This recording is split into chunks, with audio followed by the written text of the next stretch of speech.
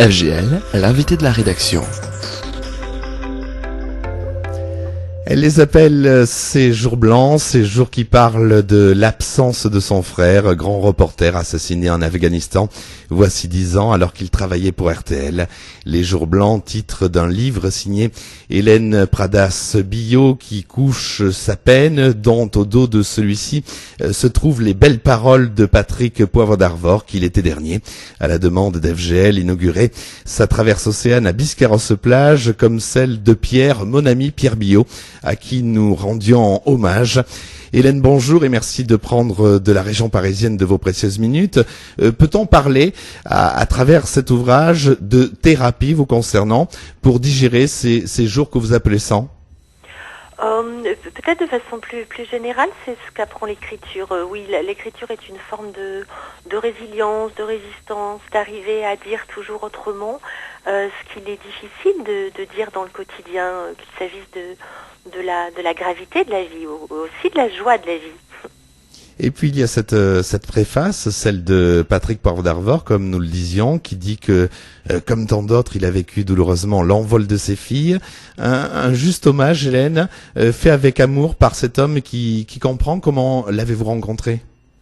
Oui, c'est vrai que vraiment ce livre, Les Jours Blancs, est entouré de bienveillance, et celle de Patrick Poivre d'Arvor en fait partie. C'est une histoire ancienne. Il y a 10 ans, quand mon frère est décédé, j'avais adressé à Patrick Poivre d'Arvor un texte, puisque moi j'écris depuis longtemps des poèmes, des nouvelles, qu'il avait su recevoir avec élégance. Et voilà, j'ai toujours pensé que sa présence, si un jour j'écrivais un livre sur mon frère, pouvait accompagner, s'il le souhaitait, la parution, la mise à jour de ce livre, et c'est le cas, oui. Et le hasard a voulu également qu'il soit là pour la traverse qui a été inaugurée à Biscarrosse-Plage en hommage à votre frère aussi. Exactement. Ça c'est à la fois un moment fort, c'est un symbole très important. Vraiment que les deux traverses soient réunies sur vraiment en hommage aussi à la liberté de la presse. C'est vraiment quelque chose qui est important aujourd'hui. Quel souvenir de votre frère avez-vous voulu faire revivre et partager? Un souvenir, je crois, simple. C'est vraiment déjà peut-être le souvenir très simple de l'importance de l'enfance pour chacun d'entre nous. Ça, c'est, je crois, quelque chose qui parle à tout le monde, l'importance de l'enfance, le fait que c'est quelque chose de très émouvant. Et puis aussi la valeur de l'engagement. Vous voyez, aujourd'hui, à nouveau, 2 journalistes qui meurent en Syrie. Et je crois que ce livre, il est aussi là pour dire que il y a des vies qui prennent fin, et des vies qui ont valu la peine, des vies aussi dont la fin a du sens pour la démocratie, pour la liberté. Je crois que le métier de mon frère, comme le vôtre, Hervé, en fait partie.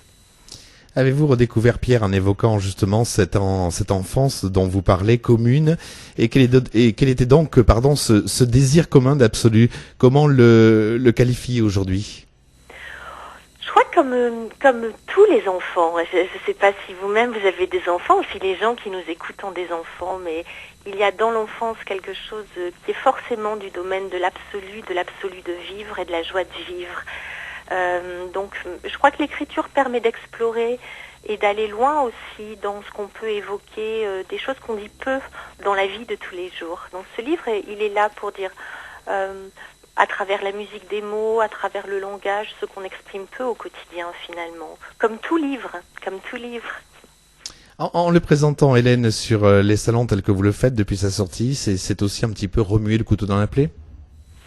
Non, pas du tout. Le fait de partager sur les salons, c'est vraiment une occasion de rencontre.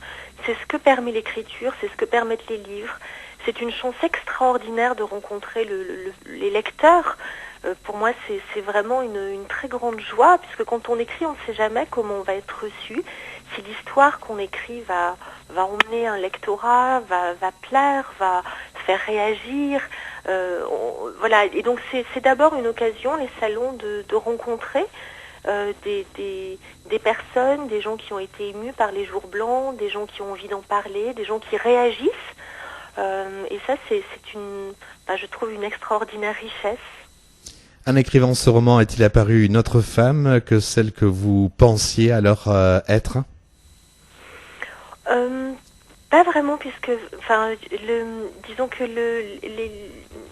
l'écriture permet de s'exprimer autrement et de travailler autrement le langage et de donner à voir encore des facettes qu'on n'exprime peut-être pas toujours au quotidien. Ce que me permet ce livre, c'est vraiment d'avoir la chance de rencontrer des personnes extrêmement riches. Je pense à la maison d'édition Le Chèvrefeuille Étoilé, par exemple, qui est une très belle maison d'édition que j'avais découverte comme lectrice.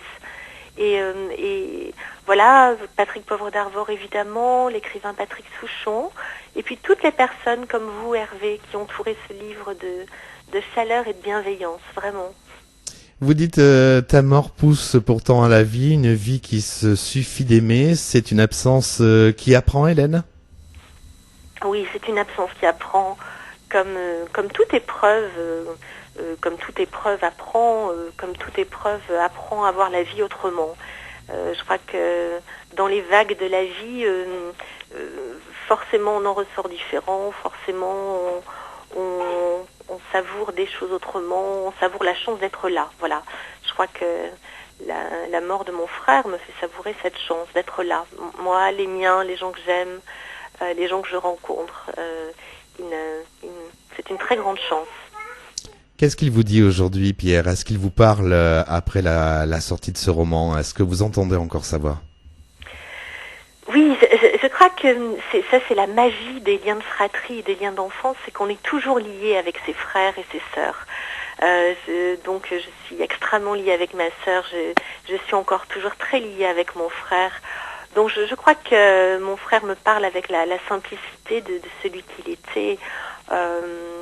Et certainement la joie qu'à travers ce livre puisse être partagée aussi des moments de notre enfance que connaissent beaucoup d'enfants. Ce n'est pas que le cas de ma propre histoire. Je crois que c'est vraiment le cas de beaucoup de gens qui peuvent éprouver ça. Mais certainement, je pense qu'il le lien que j'ai avec lui perdure encore aujourd'hui, évidemment. Avec ces talala dont il était coutumier, naturellement.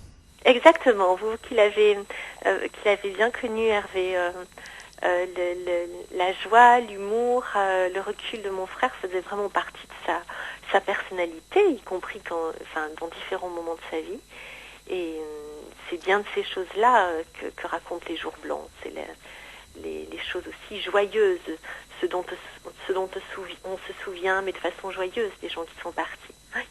À qui en vouliez-vous à l'époque? Au Taliban, à sa station ou à ce destin juste sans pouvoir le nommer? Moi je n'en voulais, ma famille aussi, à personne, si ce n'est, nous avons ressenti évidemment la grande violence de cette disparition, puisqu'il s'agissait d'une disparition violente. Et je pense que c'est le cas de toutes les personnes qui sont confrontées à des moments donnés, à des drames, à des événements très violents. Et il y a d'abord la grande colère contre la vie qui s'arrête, contre un destin qui s'arrête, contre une famille qui est bouleversée. Voilà. Donc il y a d'abord un temps de colère face au manque. Et puis le temps passe et d'autres choses prennent place. La traversée de l'absence, la traversée du manque, et puis aussi la vie qui reprend autrement. On rappelle pour ceux qui nous rejoignent que nous sommes avec Hélène Pradas-Billot qui vient d'écrire Les Jours Blancs en hommage à son frère Pierre Billot qui était aussi notre ami. Dernière question, Hélène. Quelle onde pensez-vous qu'il soit devenu aujourd'hui? Quelle onde?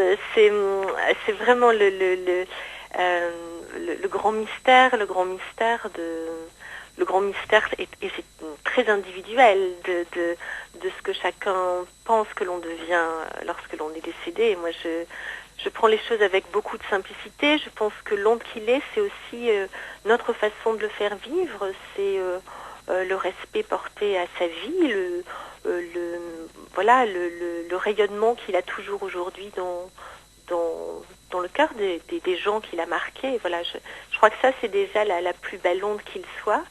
Et puis évidemment, Pierre était un passionné de radio, vous le savez bien, donc moi j'aime beaucoup écouter la radio, c'est vraiment un média qui fait partie de ma vie.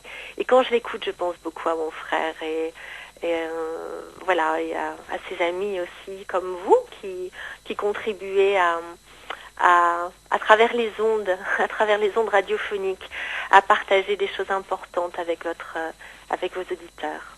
Merci Hélène, comme vous contribuez, comme vous venez de contribuer aujourd'hui dans ce journal à refaire revivre la mémoire de votre frère Pierre Billot à travers ce livre que j'invite bien sûr toute personne à se procurer, Hélène Pradas Billot, Les Jours Blancs.